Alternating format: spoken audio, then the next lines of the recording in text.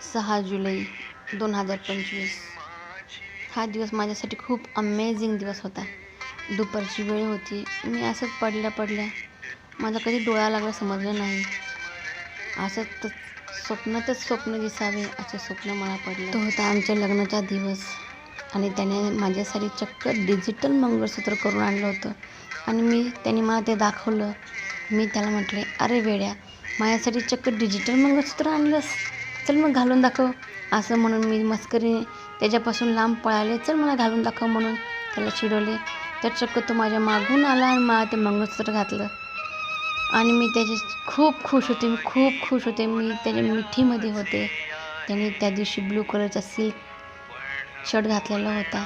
मला अजूनही आठवतं तो सिल्की स्पर्श. त्याच्या मिठीमध्ये मला इतकं उबदार वाटत होतं, इतकं सेफ वाटत होतं की खरंच प्रेम म्हणजे फक्त हेच असतं का. माझं प्रेम माझ्यासमोर होतं.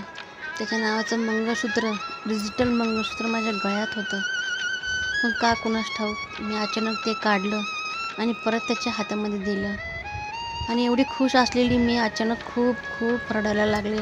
अचानक मला रडताना पाहून, का रडतेस?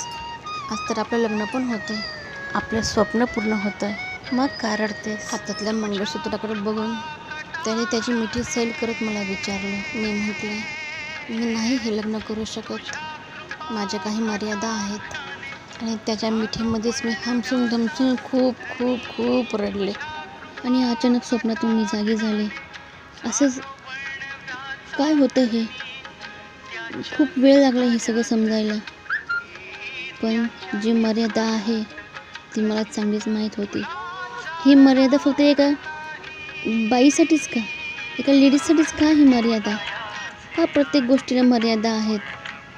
याचं कोडं कधीही न उलगडणारं आहे.